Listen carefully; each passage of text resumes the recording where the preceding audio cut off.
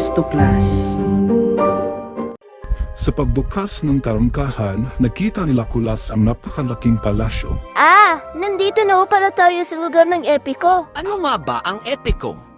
Ito ang tulang pasalaysay na nagsasaad ng kabayanihan ng pangunahing tauhan. Prinsipe Bantugan, epiko mula sa darangan ng Mindanao. Magkapatid sina Prinsipe Bantugan at Haring Madali sa kaharian ng Bumbaran. Labis ang inggit ni Haring Madali sa kapatid, isang araw dahil sa matinding pagod, nagkasakit at namatay siya sa lupaing nasa pagitan ng dalawang dagat. Muling nabuhay ang prinsipe at nagsaya ang lahat.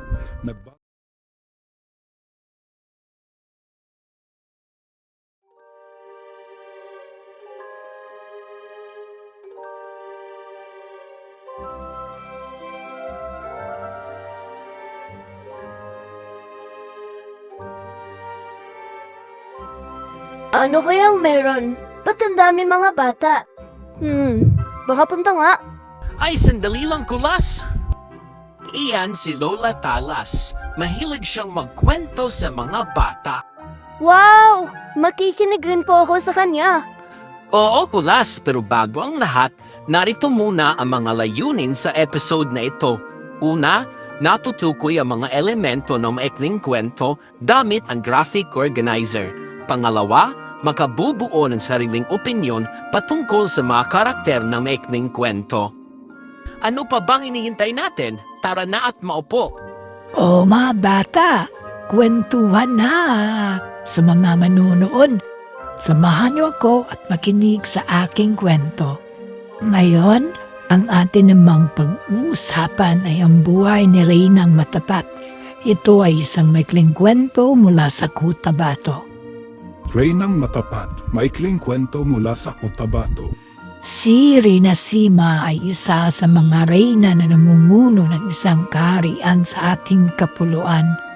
Nakilala siya dahil sa katalinuhan, katapatan at sa mahigpit at maayos na pamamalakad sa panunungkulan. Bago pa man dumating ang mga Kastila sa ating kapuluan, at binagdarayo na ng mga mangangalakal na Arabi, Insik at Hindu ang kaharian ng Cotabato na pinagmumunuan ni Reyna Sima. Ang Cotabato ay siya ngayong Cotabato, isa sa pinakamalaking lalawigan sa Mindanao. Sa pamumuno ni Reyna Sima, umunlad at namuhay ng tahimik at sagana ang mga taga-Cotabato. Mahigpit niyang ipinasunod ang mga batas at ang sinumang lumabag sa ipinag-uutos ng reyna ay pinarurusahan. Kabilang sa patakaran na mahigpit na pinapatupad ng reyna ay ang paggalang, paggawa at katapatan ng kanyang mga tauhan. Patuloy na bumibisita ang mga negosyanteng insik sa kaharian ng Cotabato. Napabalita ito dahil sa maunlad na kalakalan sa kaharian ni Reyna Sima at sa katapatan ng kanyang mga tauhan. Walang kaguluhan at walang nawawalang bagay sa sinumang mangangalakal habang sila ay nasa kaharian ng Cotabato. Minsan, isang negosyanteng insik na nagipagkalakalan sa kaharian ni Reyna Sima ang nakaiwan ng supot ng ginto sa isang mesa sa palasyo. Hindi ipinakibo ni Reyna Sima ang supot ng ginto sa mesa. Ibinagbiling mahigpit ng Reyna Sima sa kaniyang mga nasasakupan na walang gagalaw ng naturang supot ng ginto. Ganito kahigpit ng utos ni Reyna Sima sa kanyang nasasakupan upang sa ganito ay muling datnan ng may-ari sa lugar na kanyang pinag-iwanan ang supot ng ginto. Mula noon, lalong nakilala ang kaharian ni Reyna Sima dahil sa kahigpitan nito sa pagpapatupad ng kautusan tungkol sa katapatan. At doon, nagtatapos ang ating maikling kwento. Ang ganda naman po nun, Lola. Tanong ko lang po sana kung ba't tinawag itong maikling kwento. Alam mo, tinatawag itong maikling kwento sapagkat ito ay isang maikling salaysay tungkol sa isang mahalagang pangyayaring kinabibilangan ng isa o ilang tauhan at may iisang kakintalan o impresyon lamang.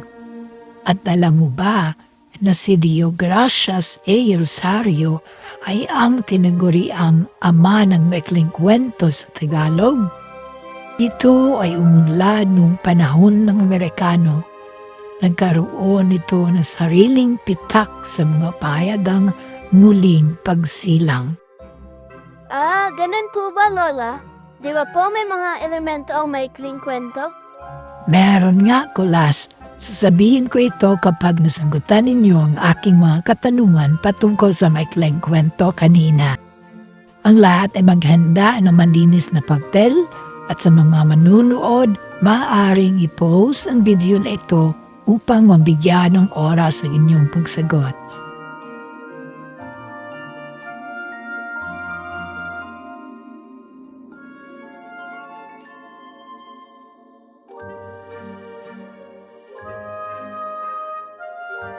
Ayan, natapos na ninyo nasagutan ang mga tanong ko last.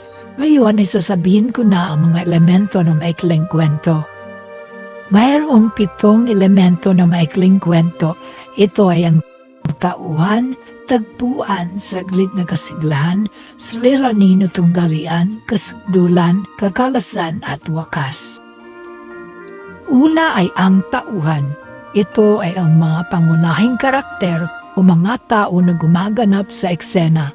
Halimbawa nito ay sina Reyna Sima, mga Kastila, mga tauhan ng Reyna, mga Hindu, mga Arabi, at ang mga negosyanteng insik na mula sa kwentong ating binasa. Pangalawang elemento ay ang tinatawag nating tagpuan, kung saan at kailan naganap ang mga pangyayari sa maikling kwento kanina. Sa Cotabato, naganap ang mga pangyayari.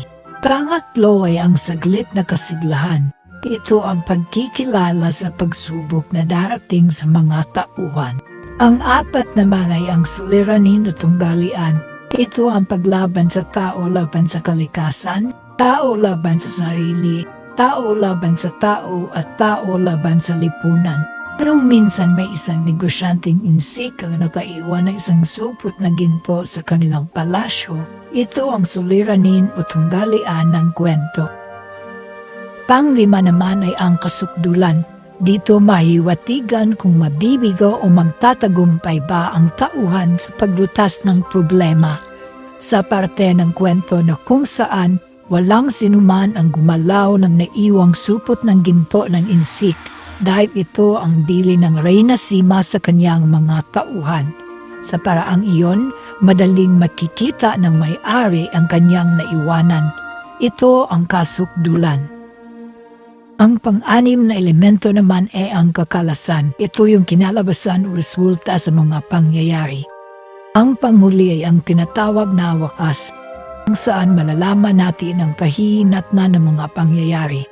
Anong habang wakas ng kwento? Ako po. Mula nga noon, mas lalo nakilala ang kaharian ni Reyna Sima dahil sa kanyang kaipitan sa pagpapatupad ng kanyang mga batas, lalo na ng kautosang maging matapat. Ito po ang wakas ng kwento, Lola. Mahusay, Kulas. At sa susunod naman nating kwentuhan ay sisiguraduhin kung mas marami pa kayong mababao na aral. O sige na, pwede na kayong maglaro.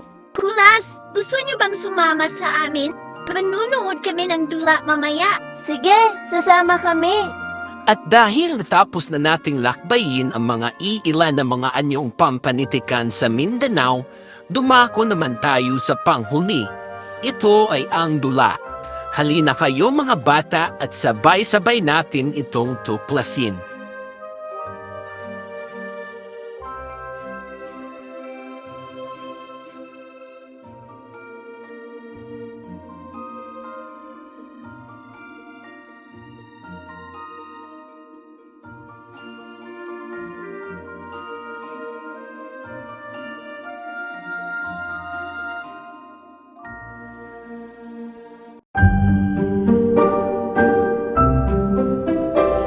Plus to Plus.